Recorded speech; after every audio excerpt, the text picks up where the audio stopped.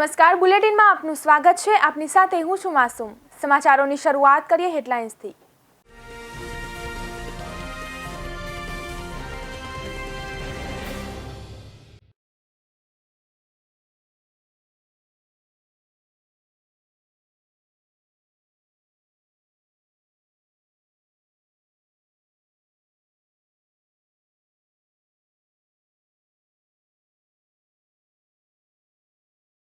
ભારતીય યાત્રીઓ માટે સારા સમાચાર। અમેરિકા બાદ બ્રિટને પણ કોવેક્સિનને મંજૂરી આપી। પ્રવાસીઓને હવે આઇસોલેટ નહીં થવું પડે।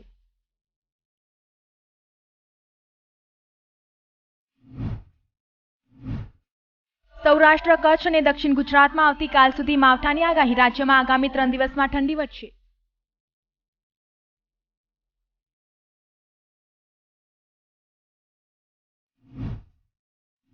ફ્લાઇટ ક્ષમતાથી વધુ બુકિંગ થતા પેસેન્જરોનો ભારે હોબાળો। દિવાળીમાં ફરવા ગયેલા લોકોને એરલાઇન્સનો કડવો અનુભવ।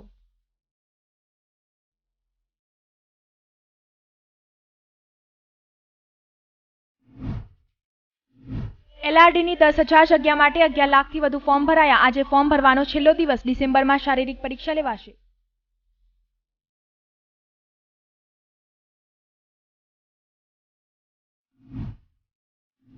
બોરસદ વગવાલા પાસે આવેલ ગુજરાત ગેસ સર્વિસ સ્ટેશનમાં ફાયરની સુવિધા શોભાના ગાંઠિયા સમાન। ફાયરના સાધનો એક્સપાયરી ડેટ અવસ્થામાં જોવા મળ્યા।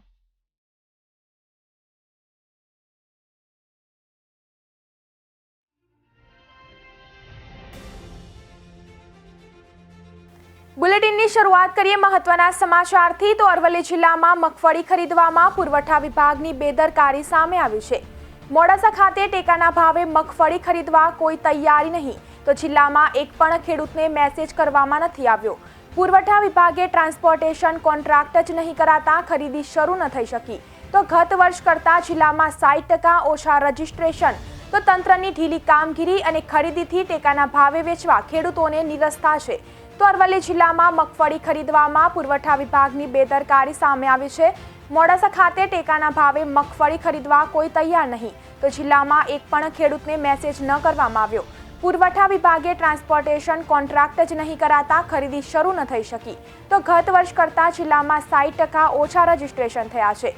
તંત્રની ઢીલી કામગીરી અને ખરીદીથી ટેકાના ભાવે વેચવા ખેડૂતોની રસ્તા।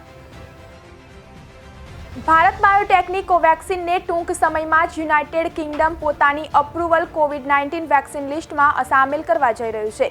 એટલે કે ઇંગ્લેન્ડ પહોંચેલા આંતરરાષ્ટ્રીય મુસાફરો જેમને કોવેક્સિન વેક્સિન લીધેલી છે તેમને હવે આઇસોલેટ નહીં થવું પડે। વર્લ્ડ હેલ્થ ઓર્ગેનાઇઝેશન જે તાજેતરમાં કોવેક્સિનના ઇમરજન્સી ઉપયોગને મંજૂરી આપ્યા બાદ યુનાઇટેડ કિંગડમે આ પગલું ભર્યું છે। ચીનની સિનોવેક અને સિનોફાર્મ વેક્સિનને પણ યુકે દ્વારા તેની માન્ય કોવિડ-19 વેક્સિનની સૂચિમાં સામેલ કરવાનો નિર્ણય લેવામાં આવ્યો છે। અગાઉ અમેરિકા અને ઓસ્ટ્રેલિયાએ પણ કોવેક્સિનને મંજૂરી આપી હતી। બ્રિટિશ હાઈ કમિશનર એલેક્સ એલિસે ટ્વીટ કર્યું હતું કે યુકેની મુસાફરી કરી રહેલા ભારતીય મુસાફરો માટે સારા સમાચાર છે। કોવેક્સિન સહિત WHOની ઇમરજન્સી ઉપયોગની સૂચિમાં સામેલ કોવિડ-19 વેક્સિનથી ફૂલ વેક્સિનેટેડ પ્રવાસીઓને 22 નવેમ્બરથી આઇસોલેટ નહીં થવું પડે। કોવેક્સિનથી વેક્સિનેટેડ પ્રવાસીઓને અરાઇવલ પર pre departure test day 8 test self isolate થવાની જરૂર નહીં પડે। આ ફેરફાર 22 નવેમ્બરે સવારે 4 વાગ્યાથી લાગુ થશે। યુકેના ટ્રાન્સપોર્ટ સેક્રેટરી ગ્રાન્ટ શાપ્સે કહ્યું હતું કે નવી ઘોષણાઓ ઇન્ટરનેશનલ ટ્રાવેલ્સને ફરી શરૂ કરવાના આગળના ચરણને ચિહ્નિત કરે છે। યુકે સરકારે ઇંગ્લેન્ડ આવતા 18 વર્ષથી ઓછી વયના મુસાફરો માટે નિયમોને પણ સરળ કર્યા છે। હવે તેમને બોર્ડર પર વેક્સિનેટેડ માનવામાં આવશે અને આગમન પર આઇસોલેશન ડે 8 ટેસ્ટિંગ અને પ્રી ડિપાર્ચર ટેસ્ટિંગમાંથી મુક્તિ આપવામાં આવશે। તેમને ફક્ત પોસ્ટ અરાઇવલ ટેસ્ટ કરાવવો પડશે। જો તે પોઝિટિવ જોવા મળશે તો PCR ટેસ્ટ પણ કરાશે। હવામાન વિભાગ મુજબ 10 નવેમ્બર સુધી રાજ્યના સૌરાષ્ટ્ર, દક્ષિણ ગુજરાત અને કચ્છના દરિયાકાંઠા વિસ્તારોમાં માવઠાની સંભાવના રહેલી છે। સૌરાષ્ટ્ર, દક્ષિણ ગુજરાત અને કચ્છ સહિત જૂનાગઢ, રાજકોટ, દ્વારકા અને જામનગરમાં તાત્કાલિક જરૂરી પગલાં લઈ ખુલ્લામાં પડેલા અનાજને નુકસાની ન થાય એની તકેદારી રાખવા ચેતવણી આપવામાં આવી છે। અત્યારે રાજ્યમાં ડબલ ઋતુનો અનુભવ થઈ રહ્યો છે, જ્યારે દિવસ અને રાતના તાપમાનમાં લગભગ 10 થી 12 ડિગ્રીનો તફાવત જોવા મળી રહ્યો છે। વલસાડ અને નલિયામાં લઘુત્તમ 16 ડિગ્રી તાપમાન નોંધાયું છે। તો અમદાવાદમાં પણ તાપમાન નીચું જતાં ઠંડીમાં વધારો થયો છે। તો આ વખતે ડિસેમ્બર અને જાન્યુઆરીમાં આકરી ઠંડી પડવાની સંભાવના છે. ઉત્તર પૂર્વ ભારતમાં પવનો તેજ થતાં આગામી દિવસોમાં ગુજરાતમાં પણ તાપમાનનો પારો ગગડશે એવી આગાહી કરવામાં આવી છે. નલિયામાં દર વખતે સૌથી નીચું તાપમાન નોંધાતું હોય છે. આ વખતે નલિયામાં 13.6 ડિગ્રી તાપમાન નોંધાયું છે, જ્યારે અમદાવાદમાં 16.8 ડિગ્રી તાપમાન નોંધાયું છે. આ તરફ ગાંધીનગર સૌથી ઠંડુ શહેર બન્યું છે, જ્યારે તાપમાનનો પારો 11 ડિગ્રીએ પહોંચ્યો છે. હવામાન વિભાગ દ્વારા રાજ્યમાં હજુ ઠંડીનું જોર વધશે તેવી આગાહી કરવામાં આવી છે. હવામાન વિભાગે ઉત્તર ગુજરાત અને સૌરાષ્ટ્ર કચ્છના વિસ્તારમાં ઠંડીનું જોર વધવાની આગાહી કરી છે. અત્યારે રાજ્યમાં ડબલ ઋતુનો અનુભવ થઈ રહ્યો છે, જ્યારે દિવસ અને રાતના તાપમાનમાં લગભગ 10 થી 12 ડિગ્રીનો તફાવત જોવા મળી રહ્યો છે.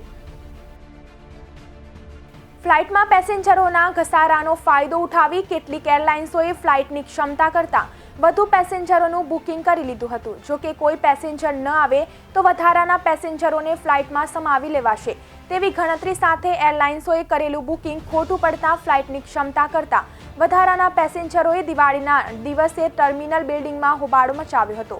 એરલાઇન્સના અધિકારીઓએ પેસેન્જરને સમજાવી એક ગ્રુપમાંથી 4ને અન્ય ફ્લાઇટમાં વ્યવસ્થા કરી આપતા મામલો થાળે પાડ્યો હતો. તો દિવાળીના દિવસે ચંદીગઢ જતી ગો ફર્સ્ટ એરલાઇન્સની ફ્લાઇટમાં 186 પેસેન્જરોની ક્ષમતા સામે એરલાઇન્સે 190 પેસેન્જરોનું બુકિંગ કરી દીધું હતું, જેમાં ઓનલાઈન સીટ ખાલી હોવાનું બતાવતા વધારાના પેસેન્જરોનું બુકિંગ થયું હતું. રાતે ફ્લાઇટ પકડવા માટે બુકિંગ થયેલા તમામ પેસેન્જરો એરપોર્ટ પર પહોંચી ગયા હતા, જ્યાં બોર્ડિંગ કાઉન્ટર પર એરલાઇન્સના કર્મચારીએ વહેલા તે પહેલાના ધોરણે તમામ પેસેન્જરોને સીટ ફાળવી દીધી હતી. છેલ્લે 16 પેસેન્જરોનો એક ગ્રુપ આવ્યો હતો, જેમને સાથે બુકિંગ કરાવ્યું હતું. આ ગ્રુપમાં 16 પેસેન્જરો હતા, પરંતુ ફ્લાઇટમાં ફક્ત 12 સીટ બાકી હતી, જેથી બોર્ડિંગ કાઉન્ટરના કર્મચારીઓએ 12 જ લોકોને સીટ મળશે તેમ જણાવ્યું હતું અને 4ને પ્રવેશ આપવા ઇનકાર કર્યો હતો. મીઠીબોર ગામેથી ₹70,60,000 વનસ્પતિજન્ય માદક પદાર્થ સાથે 3 ઇસમોની ધરપકડ કરતી જોજ પોલીસ. જોજ પોલીસના સૂત્રો દ્વારા પ્રાપ્ત વિગતો અનુસાર narcotics, drugs and psychotropic substance act 1985ની કલમ 8(8)(20)A મુજબ આ કામના આરોપીઓ મીઠીબોર અમલદાર ફળિયામાં રહેતા આરોપીઓ રમણભાઈ રણછોડભાઈ નાયકા, શંકરભાઈ રણછોડભાઈ નાયકા તથા સુરસિંહભાઈ ખાતરભાઈ નાયકા પોતાના કબજા ભોગવતાના ખેતરમાં કોઈપણ જાતના અધિકૃત પરવાનગી વગર વનસ્પતિજન્ય માદક પદાર્થોનું છોડનું ગેરકાયદે રીતે વાવેતર કરી કુલ વનસ્પતિજન્ય માદક પદાર્થના ઊભા છોડ 4,225 તથા ઉઘાડેલા છોડ નંગ 507 મળી કુલ છોડ નંગ 7,729, જેનું કુલ વજન 708 કિલો અને 60 ગ્રામ, જેની કુલ કિંમત ₹70,86,000ના જથ્થા સાથે 3 ઇસમોની ધરપકડ કરી પૂછપરછ કરતા પોતે ગુનો કર્યો હોવાનું કબૂલ્યું છે. આ અંગે જોજ પોલીસ ઇન્સ્પેક્ટર VM કામડિયા ફરિયાદીના નામને કાયદેસરની ફરિયાદ નોંધી આગળની કાર્યવાહી હાથ ધરી છે. સોમનાથ ટ્રસ્ટના ટ્રસ્ટી લાલકૃષ્ણ અડવાણી સાહેબના 94મા જન્મદિવસની ઉજવણી સોમનાથ મંદિર ખાતે કરવામાં આવી. સોમનાથ મંદિર ખાતે શ્રી સોમનાથ ટ્રસ્ટના ટ્રસ્ટી LK અડવાણી સાહેબના 94મા જન્મદિવસ નિમિત્તે આયુષ્ય મંત્ર જાપ મહાપૂજા તેમના પ્રતિનિધિ સ્વરૂપે જનરલ મેનેજર દ્વારા કરવામાં આવી હતી. તેમજ અડવાણી સાહેબના નિરામય દીર્ઘાયુષ્ય માટે આયુષ્ય મંત્ર જાપ સોમનાથ મહાદેવના સાનિધ્યમાં કરવામાં આવ્યા હતા. સાંજે ભગવાન સોમનાથને વિશેષ શૃંગાર સાથે દીપમાલા કરવામાં આવી. તો ગુજરાત રાજ્યના રાજ્યમંત્રી ગજેન્દ્રસિંહ પરમાર મંત્રી બન્યા બાદ પ્રથમ વખત સોમનાથ મહાદેવના દર્શને અભિષેક તથા પૂજા સામગ્રી અર્પણ કરી ધન્ય બન્યા હતા. આ પ્રસંગે સોમનાથ ટ્રસ્ટ દ્વારા સ્મૃતિ ભેટ આપી તેઓનું સ્વાગત સન્માન કરવામાં આવ્યું હતું. બોરસદ વગવાલા પાસે આવેલ ગુજરાત ગેસ સર્વિસ સ્ટેશનમાં ફાયરની સુવિધા શોભાના ગાંઠિયા સમાન. તો ફાયરના સાધનો એક્સપાયરી ડેટ અવસ્થામાં જોવા મળ્યા. તેમજ ગેસ સ્ટેશન પર કર્મચારીઓ પણ અનુભવ વિનાના. જો કોઈ દુર્ઘટના સર્જાય તો જવાબદાર કોણ? તો બોરસદ વાસદ માર્ગ પર વગવાસા નજીક આવેલા ગુજરાત ગેસ સર્વિસ ઉપર ફાયર સેફટીના નામે મીઠું જોવા મળી રહ્યું છે. સરકાર દ્વારા પેટ્રોલ પંપ અને ગેસ સ્ટેશન પર ફાયર સેફટીના સાધનો અને અનુભવી સ્ટાફ મૂકવાના નીતિ નિયમના અહીંયા ધજાગરા ઉડી રહ્યા છે. આ ગેસ સ્ટેશન ખાતે મૂકવામાં આવેલ ફાયરના સાધનો ધૂળ ખાતી હાલતમાં, એક્સપાયરી ડેટ હાલતમાં પડી રહ્યા છે, જે દુર્ઘટના સમયે કોઈ જ કામમાં આવી શકે તેમ નથી. આ ફાયરના સાધનો અકસ્માત કે દુર્ઘટના સમયે શોભાના ગાંઠિયા સમાન સાબિત થઈ શકે છે. સ્થાનિક તંત્ર દ્વારા પણ આ બાબતે કોઈ કાર્યવાહી કરવામાં આવતી નથી. ગેસ સ્ટેશનના સંચાલકો સાથે મિલીભગત કરી સ્થાનિક તંત્ર આંખ મીચામણા કરી રહ્યું છે. બોરસદ પંથકમાં નવા દિવસોમાં 3 અકસ્માતમાં 4ના મોત થયા છે. બોરસદ પંથકમાં નવા દિવસોમાં અકસ્માતોની વણઝાર સર્જાઈ હતી, જેમાં જુદા જુદા 3 અકસ્માતના બનાવમાં 4 વ્યક્તિઓના મોત નીપજ્યા છે. અંકલાવના 2 મિત્રો કાર લઈ નવા બનેલ બ્રિજ ઉપરથી પસાર થઈ રહ્યા હતા, ત્યારે બોરસદ અશોક પાર્ક નજીક કાર પરથી અચાનક કાબુ ગુમાવી દેતા કાર 3 થી 4 પલટી મારી ગઈ હતી, જેમાં અક્ષિત કુમાર સુમનભાઈ પટેલનું મોત થયું હતું. તો જ્યારે નીરવભાઈ શાહને ગંભીર ઈજાઓ પહોંચતા સારવાર અર્થે ખસેડવામાં આવ્યા હતા. બીજા બનાવમાં બોરસદ ભાદરણ માર્ગ ઉપર કેજી હોસ્પિટલ નજીક એક આઈસર ચાલકે પોતાની આઈસર બેફામ ગતિએ દોડાવી એક સાયકલ સવાર દંપતી અને એક બાઇકને અડફેટી લીધા હતા, જેમાં સાયકલ પર સવાર રમીલાબેન સુરેશભાઈ ચુનારા અને કલમસર ગામના બાઇક સવાર ચેતનસિંહ મોહબ્બતસિંહ સિંધાને ગંભીર ઈજાઓ પહોંચતા બંનેનું ઘટના સ્થળ પર જ મોત નીપજ્યું હતું. જ્યારે આઈસર ચાલક ગાડી લઈ ફરાર થઈ ગયો હતો, તો ત્રીજા બનાવમાં પામોલ ગામમાં રહેતા દિલાવરશા છોટુશા દિવાનશ્રી વ્હીલ ટેમ્પો લઈ નાપા તળાવ પાસેથી પસાર થઈ રહ્યા હતા, ત્યારે રસ્તા વચ્ચે અચાનક કોઈ જાનવર આવી જતા તેઓની ટેમ્પો પલટી મારી જતા તેઓને ગંભીર ઈજાઓ પહોંચતા તેમનું સારવાર દરમિયાન મોત નીપજ્યું હતું. છોટાઉદેપુર નગરપાલિકા પ્રમુખ સામે રજૂ થયેલ અવિશ્વાસની દરખાસ્ત માટે પાલિકા ખાતે ખાસ સામાન્ય સભામાં 26 પૈકી 19 સભ્યોની બહુમતીથી અવિશ્વાસની દરખાસ્ત પાસ થઈ. નગરપાલિકાના પ્રમુખ નરેનભાઈ જયસ્વાલ વિરુદ્ધ પાલિકાના 28 સભ્યો પૈકી 20 સભ્યોએ તારીખ 16મી ઓક્ટોબર 2021ના રોજ પાલિકા ચીફ ઓફિસરને અવિશ્વાસની દરખાસ્ત રજૂ કરી હતી. તો ગુજરાતમાં 1963ની કલમ 51, 2, 3 અને 4 અન્વયે પાલિકા પ્રમુખે દિન 15 પહેલા ખાસ સામાન્ય સભા બોલાવવાનો સમય હોય છે અને દિન 15 પહેલા પ્રમુખ ન બોલાવે તો ઉપપ્રમુખે દિન 30 દિવસમાં ખાસ સામાન્ય સભા બોલાવવાની હોય છે. પ્રમુખે અવિશ્વાસ અંગે સામાન્ય સભા ન બોલાવતા ઉપપ્રમુખ નરગીસબેન મકરાણીએ પોતાની મળેલી સત્તાની રૂએ આજરોજ તેમને સવારે 10:30 કલાકે પાલિકા સભાખંડમાં ખાસ સામાન્ય સભા બોલાવી હતી, જેમાં 28 પૈકી 26 સભ્યો હાજર રહ્યા હતા.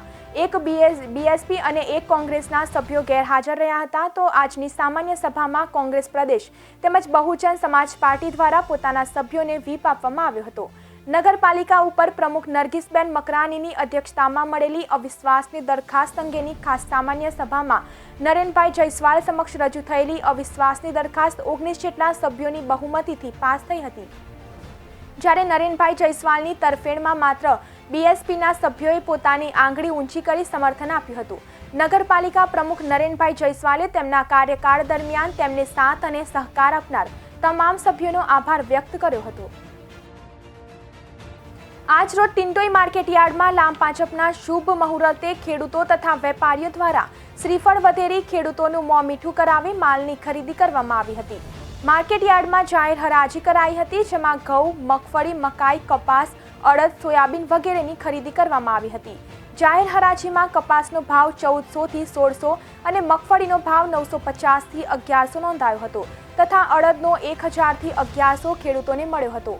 પોષણક્ષમ ભાવ મળવાથી ખેડૂતોમાં ખુશીની લહેર જોવા મળી હતી. વધુમાં ટિન્ટોઈ માર્કેટયાર્ડની ફાળવણીમાં મહત્વનો ફાળો આપનાર પૂર્વ ધારાસભ્ય સ્વર્ગીય શ્રી અંબાલાલ ઉપાધ્યાયના દુઃખદ અવસાન થવાથી ખેડૂતો તથા વેપારીઓ દ્વારા મૌન પાડવામાં આવ્યું હતું. તો બુલેટિનમાં બસ આટલું જ. વધુ સમાચાર જોવા માટે જોતા રહો અરવલ્લી સમાચાર, એટલે તમારો વિસ્તાર, તમારી વાત.